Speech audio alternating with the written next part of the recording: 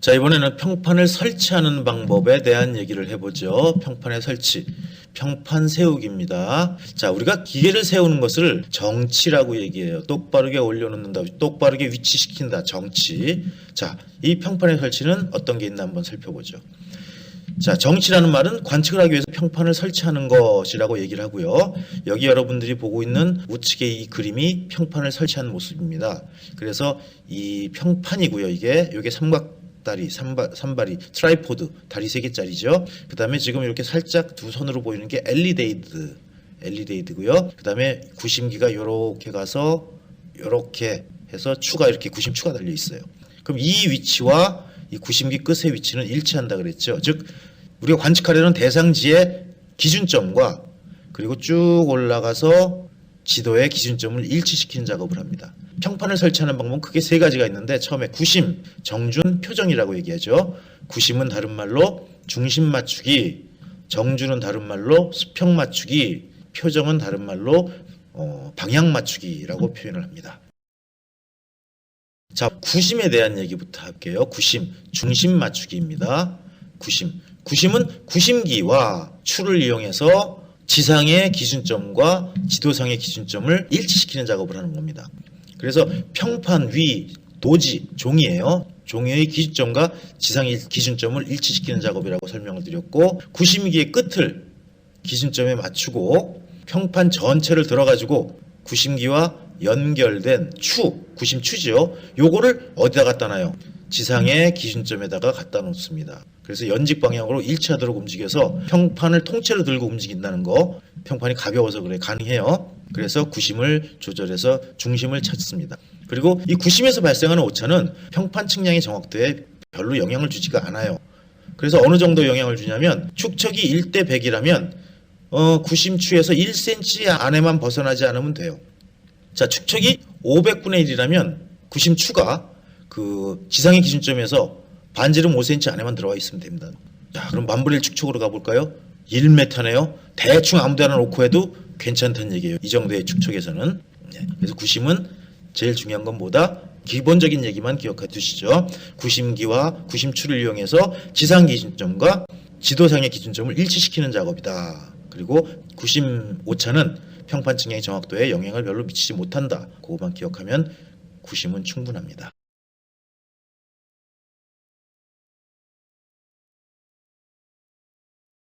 자, 이번에는 정준, 즉 수평 맞추기에 대한 얘기를 나눠보도록 하겠습니다. 수평 맞추기. 평판의 거치, 평판의 설치에서 즉 정치하는 부분 중에 2번째 파트예요. 자, LED 안에 있는 기포관을 이용합니다. 정준을 하기 위해서는. 이 기포관은 지금 요 안에 설치가 되어 있어요. 그리고 기포관은 점성이 작은 물체, 뭐 알코올, 에테르 같은 거 섞은 거를 넣고, 그 다음에 공기를 조금 남겨놓고, 그리고 딱 밀봉을 한 거예요. 그리고 여러분 그 앞에서도 기포관 얘기가 한번 나왔는데, 여러분 집에 그 세탁기 바닥에 붙어 있는 거는 원형 기포관인데, 여기는 구형 기포관이에요. 길쭉한 모양으로 되어 있습니다. 이 기포관을 이용해서 평판을 수평으로 됐는지 확인합니다. 즉 이 상태에서 기포관이 이쪽으로 올라와 있다면, 즉 공기가 이쪽으로 올라와 있다면, 공기는 물이나 그 액체보다 가벼운 물질이죠. 이쪽이 높다는 얘기입니다. 일로 치우쳐 있다면. 그래서 이 친구가 왜 주먹을 꼭 쥐고 있느냐? 자, 이쪽이 높은 경우에 주먹을 이용해서 이쪽을 꼭 잡은 상태로 손을 톡톡 내려쳐 가지고 이걸 내려줍니다.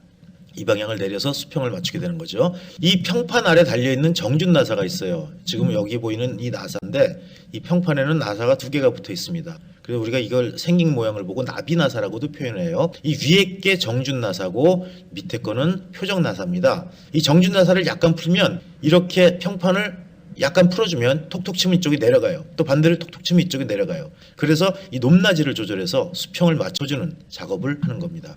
이 기포관은 한쪽이 좁고 길게 만들어져 있다 그랬어요. 그렇죠? 그래서 원형 기포관이 아니라 이거는 구형 기포관으로 부릅니다.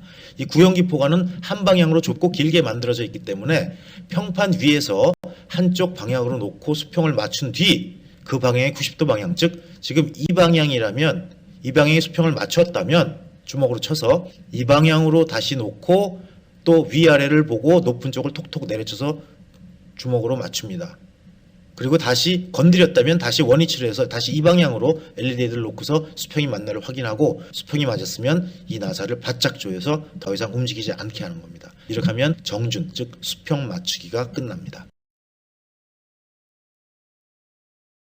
자, 그래서 구심과 정준, 즉 중심 맞추기와 수평 맞추기를 한 이후에 그리고 세 번째 단계로 표정, 방향 맞추기를 합니다. 결론적으로 얘기하자면 이 표정은, 즉 방향 맞추기는 평판에서 발생하는 오차 중에 가장 큰 부분을 차지하는 부분입니다. 즉 표정이 정확히 안 돼서 대부분의 오차가 발생해요. 그렇기 때문에 표정은 굉장히 엄격하게 해야 됩니다. 자, 표정은 말 그대로 대상물의 방향에 따라서 평판을 돌려서 맞추는 작업이에요. 우리 앞 슬라이드에서 나비 나사가 2개 있었어요. 평판 밑에. 이 2개 나사 중에 위에 나사는 뭐라 그랬습니까? 위아래로 평판을 수평을 맞춰주는 나사. 그래서 위 나비 나사는 정준 나사라고 얘기했고요. 밑에 나비 나사가 표정 나사예요. 자, 정준이 끝난 다음에 위에 나사를 바짝 잠궈주고 그 상태에서 밑에 나사를 살짝 풀어주면 이 평판이 수평을 유지한 상태에서 회전을 해요.